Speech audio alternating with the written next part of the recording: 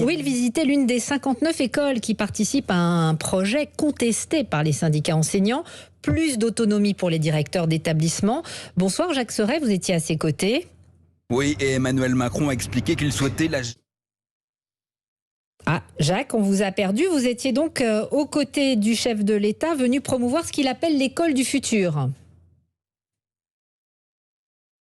Jacques ? Ah, on a perdu Jacques Serret.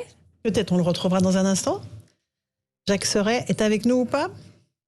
Oui, et Emmanuel Macron a expliqué qu'il souhaitait la généralisation au niveau national de ce modèle dans les prochains mois. Le point clé qui suscite le plus d'interrogations, c'est la possibilité pour les directeurs d'école de participer directement au recrutement des professeurs.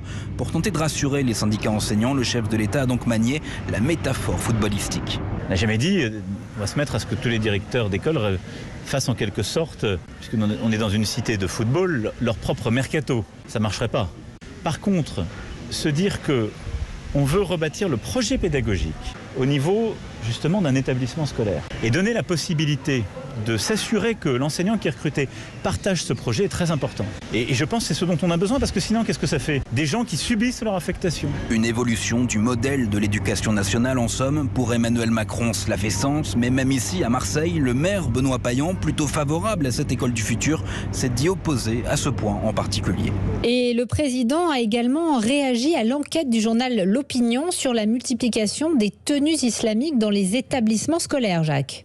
Oui, selon le quotidien, le renseignement territorial a même alerté le ministère de l'Intérieur, tout comme les rectorats l'ont fait auprès du ministère de l'Éducation.